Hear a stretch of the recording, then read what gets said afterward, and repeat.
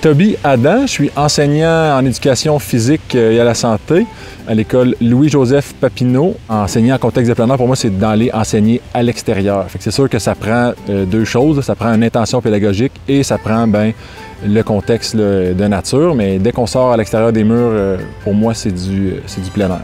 C'est assez relatif, mais c'est certain que ça va prendre un minimum d'équipement. Moi, le matériel en plein air, là, je vois ça un petit peu comme un outil là, qui est au service des apprentissages.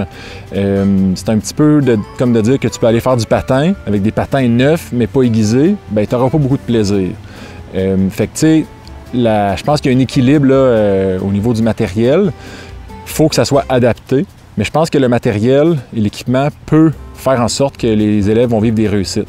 Je te donne l'exemple d'une sortie d'un cours d'1 heure où tu as prévu d'aller enseigner par exemple, montage de bâches, et il se met à mouiller. Bon, génial, on va se monter des bâches. Par contre, ça se peut que tes élèves ne soient pas bien préparés, qu'il n'y ait pas d'imperméable ou de parapluie ou autre, puis que ta période, là, pour pas faire un jeu de mots plate, là, elle tombe à l'eau. Fait que d'avoir un minimum d'équipement peut te permettre que les élèves vivent des réussites. Donc, je pense que c'est un plus, mais ce n'est pas essentiel d'être équipé personnellement, mais ça peut faciliter les choses. Est-ce que ça vaut la peine de louer ou d'emprunter de l'équipement au début? C'est certain que si vous avez la chance de louer ou d'emprunter, surtout au début, il faut utiliser ça. On ne se le cachera pas, des fois c'est difficile d'aller chercher de l'argent pour acheter du matériel. Ça coûte cher du matériel de plein air. Il y en a plein à la disposition déjà, que ce soit auprès de votre URLS, que ce soit chez des magasins, des fois des fournisseurs qui peuvent en louer, ou d'autres écoles qui ont déjà des programmes qui offrent l'emprunt ou la location. Ça vaut vraiment la peine de regarder ça. Ça te permet aussi d'aller faire des tests. Tu dis « Ah, moi j'aimerais peut-être ça, m'acheter une flotte de canots » parce qu'on fait quand même quelques sorties par année de canots. Mais c'est un investissement qui est très, très, très, très grand. Donc, de l'emprunter une fois ou de le louer une fois pour voir si ça vaut la peine, je pense que c'est gagnant. Pour ce qui est du matériel qui est plus cher, par contre, le danger avec l'emprunt et la location, surtout avec les emprunts, c'est au niveau de l'entretien. Qui s'occupe de l'entretien? Est-ce qu'il y a une entente de signer dès le départ pour les bris, pour la réparation? Ça m'est déjà arrivé d'emprunter du matériel qui arrive un petit peu brisé ou endommagé et tu ne l'avais pas prévu. Donc, il faut juste être vigilant quand on emprunte du matériel ou quand on le loue. Pour mes sorties d'été, j'ai regardé ce qui était le plus utile, dans le fond, qui allait être utilisé le plus fréquemment et qui allait faire profiter le plus grand nombre d'élèves. C'est sûr qu'au début, j'ai acheté beaucoup de cordes.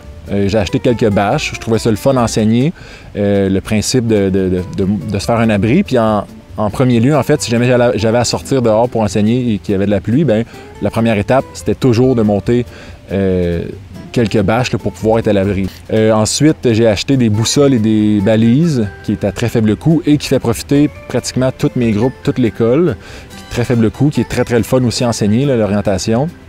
Ensuite, j'ai acheté des gamelles pour les sorties multijours, mais je m'en sers aussi là, pour faire de la cuisine en plein air, aussi pour faire des petits défis de faire bouillir de l'eau ou faire fondre la neige. On y reviendra peut-être plus tard dans le bloc hivernal. Là. Des gamelles, des petites pelles, des petites truelles à jardin. Quand ça venait le temps d'enseigner, tous les concepts de sans trace où on voulait apprendre à faire un trou pour les déchets humains ou que ce soit pour gérer de l'eau de vaisselle ou en cuisine. Une autre chose qui est très pratique aussi, que ce soit pour les sorties ou pour les cours, c'est les matelas de sol. Que ce soit l'été ou l'hiver, de pouvoir s'asseoir. Ça arrive souvent que tu sors le matin, il y a une rosée, tu veux que les élèves soient assis pour une quinzaine de minutes. Ça leur permet de rester au sec. Si jamais il y a de la boue, c'est sale, ils ne veulent pas se salir. Quand c'est un peu plus frais aussi, ça t'isole. Fait ça peut être un petit carré aussi, un petit carré en mousse, ou les matelas de sol plus longs que tu plies aussi. Mais les matelas de sol, c'est vraiment un must. Moi, je m'en sers très, très souvent, là, tout au long de l'année. Ça, puis des petits pads, un petit pad rigide pour pouvoir prendre des notes. C'est des choses là, que je traîne plus en contexte d'enseignement qu'en sortie multijour. Est-ce qu'il y a un achat que je regrette un petit peu? Il y a quelques années, avec l'aide de la grande tournée des écoles, on a eu des sous pour acheter une flotte de vélos qui sert à tout l'ensemble du CSS, du centre de service. On a acheté des vélos de route Si c'était à refaire, je crois qu'on irait avec des vélos plus de type gravel pour pouvoir avoir des pneus un petit peu plus larges. On a quelques routes dans le coin là, de poussière de roche ou même pour l'asphalte au niveau d'équilibre ou chaussée mouillée, chaussée glissante. Avoir des pneus un petit peu plus larges, je pense que ça serait mieux. Si j'avais un équipement à suggérer à acheter en premier pour l'hiver, je pense que j'irais avec les traîneaux Pélican noir. Qui permettent d'amener tout ton matériel l'hiver, que ce soit pendant tes cours, que ce soit pendant tes sorties. Ah oui, première sortie de camping d'hiver, j'ai emprunté avec le service de cadet de notre communauté, la Papineauville, j'ai emprunté des sleeping bags, des sacs de couchage d'hiver. Et ça m'a convaincu de vouloir m'en acheter parce que ça a été très difficile à trouver des sleeping bags en location. Et ceux qu'on a trouvés n'étaient pas très adaptés. C'était des vieux sacs de couchage, mes élèves ont eu froid. Ça a été positif, mais ça l'a été davantage les années suivantes avec du bon matériel, avec des bons sacs de couchage plus adaptés. On fait beaucoup de ski de fond, nous, à l'école, puis les élèves, ils le disent à chaque année, quand ils tombent sur des bottes mouillées, ça peut venir scraper, désolé l'anglicisme, mais scraper leur expérience.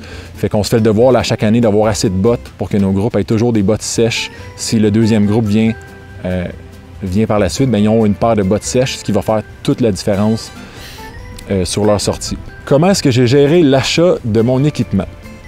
C'est certain que j'ai dressé le portrait là, des besoins de l'école, de notre environnement. J'ai regardé ce qu'on pouvait faire dans la cour d'école. J'ai regardé aussi mes plans, pas mes plans, mais mes moyens d'action à l'école. Qu'est-ce que j'ai envie d'enseigner? Et ensuite, j'ai fait une liste prioritaire selon aussi le budget que j'avais réussi à récolter. Une fois que j'ai dressé le portrait là, de mes besoins et des moyens d'action que je voulais employer, je suis allé consulter une ressource chez mon URLS pour regarder comment faire, en fond, qui j'approche. Parce qu'on ne se le cachera pas, c'est cher. Fait que je vais essayer de trouver les meilleurs prix. Donc, il a pu m'aider, il a pu me guider pour avoir les contacts de plein de fournisseurs différents. Et j'ai été vraiment agréablement surpris de voir que les fournisseurs font des bons prix pour les écoles. Il faut juste se donner la peine d'étalonner, des harceler, de rappeler. Ils sont toujours prêts à nous faire des prix. Il faut juste réussir, dans le fond, à les contacter. Là. Fait que ça soit le fournisseur directement là, de la compagnie. Ensuite, c'est possible de passer avec une entreprise plus locale pour ce qui est de la livraison.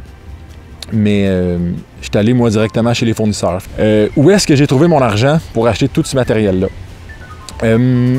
En fait, dès mon arrivée au primaire, j'ai commencé à fouiller là, pour acheter des skis de fond et je me suis rendu compte qu'il y avait beaucoup de subventions disponibles. Il faut juste être au courant, il faut juste fouiller un petit peu, faire des bons téléphones. Il y en existe de l'argent, même dans les écoles. Sauf que souvent, il faut avoir un projet pour pouvoir aller débloquer ces sommes-là.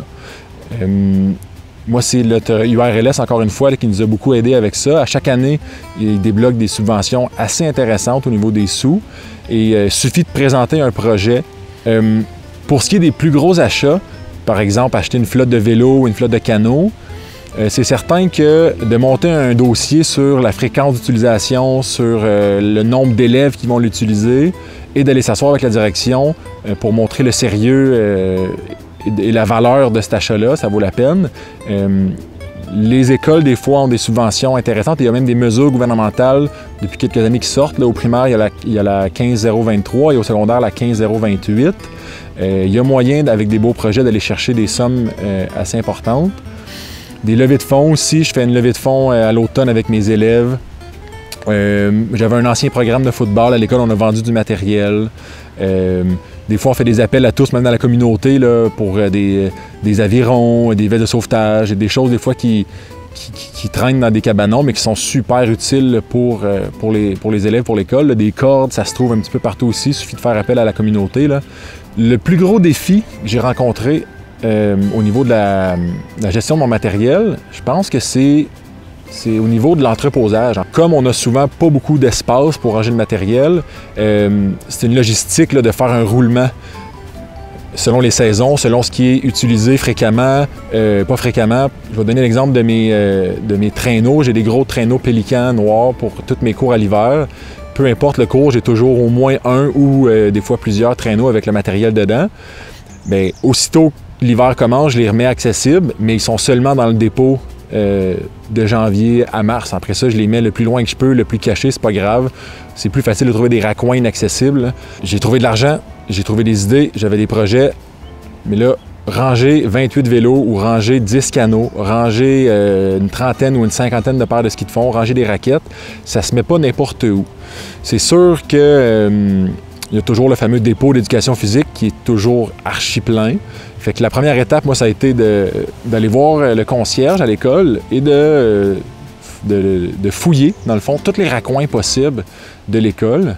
Et on a réussi à trouver un petit garde-robe à gauche, un petit entrepôt à droite et des choses des fois qui ne servaient pas ou qui étaient mal utilisées.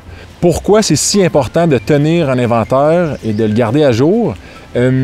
Parce que tu peux rapidement perdre le fil. Et là, tu arrives en début de saison, tu avais dans ta tête 25 paires de skis de fond, finalement, tu en as 2 de brisés, puis tu as 25 élèves cette journée-là, bien, tu as 2 élèves qui ne pourront pas participer à la sortie de ski de fond. Après ça, des oublis, vous le savez, là, les enseignants, on a tellement de choses à penser et à gérer que on prévoit une journée pour faire ça, puis finalement, on a d'autres choses. Fait que si on le garde à jour, si l'inventaire est toujours à jour, bien, on n'a pas de mauvaises surprises. Et bien, on n'a pas non plus d'incidents ou c'est plate, mais ça pourrait arriver un accident parce que tu n'as pas géré ton inventaire et la paire de raquettes, il manquait une strap, il a glissé, il a perdu sa raquette, ou en ski de fond, la fixation était brisée en ski de fond, il est arrivé un accident. Ou pire, tu fais de l'escalade, puis le harnais était décousu ou des choses comme ça. Au niveau de la sécurité, c'est important de tenir son matériel, son inventaire à jour. Mais aussi pour ne pas être pris non plus au dépourvu quand c'est le temps d'en racheter, d'anticiper le rachat et la réparation. Quand ton inventaire est à jour, c'est plus facile de prévoir les achats et tu n'as pas toujours le temps de le faire quand c'est au bon moment. Je donne l'exemple d'acheter des vélos. Bien, si en ce moment, c'est la pénurie de vélos. Bien, si on l'avait prévu d'avance, on aurait pu commander des vélos plus tôt l'année d'avant si notre inventaire avait été bien à jour. Est-ce que c'est compliqué de gérer l'inventaire? Oui, c'est relativement c'est un de mes gros défis, l'inventaire. À chaque année, là, on s'améliore, on trouve des nouvelles solutions.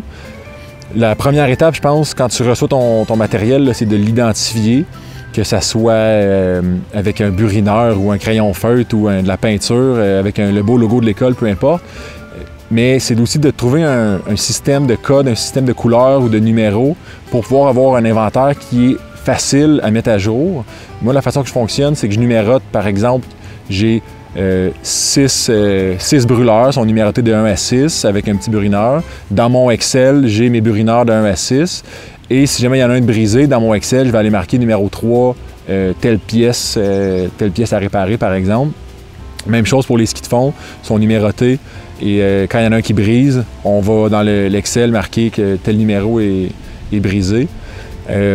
J'utilise aussi beaucoup mes élèves. Je le faisais moins la première année. Là, cette année, je l'ai fait beaucoup plus.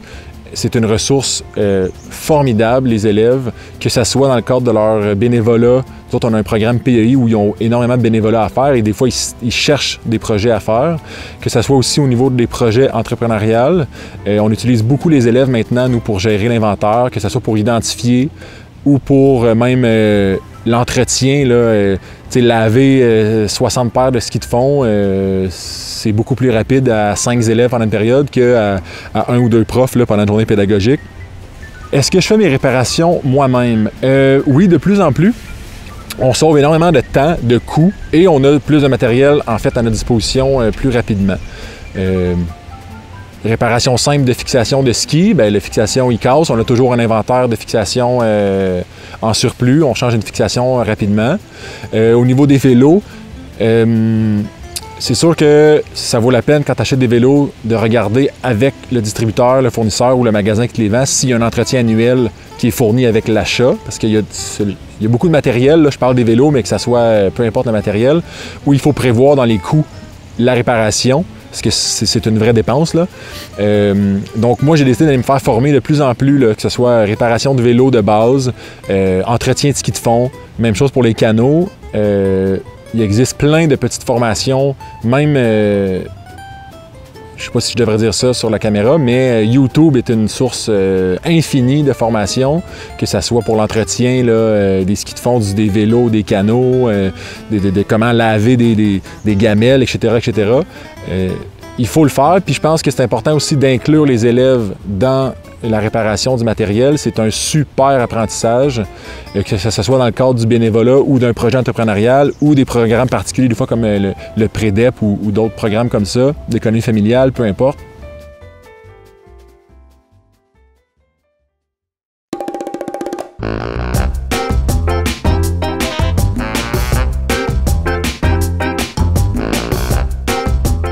Le vélo, pour pouvoir se déplacer plus facilement. Ce serait des sacs à dos pour les élèves, avec une petite trousse personnelle à chacun là, qu'ils puissent utiliser quand on part en course, en marche à pied, en randonnée, etc.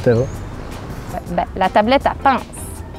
Une trousse de base, là, ardoise, craie, puis pinceau. Une bouteille d'eau. Je pense que j'amènerais une bonne caméra pour capter les sourires et les yeux des élèves. Ouais, les sacs à dos.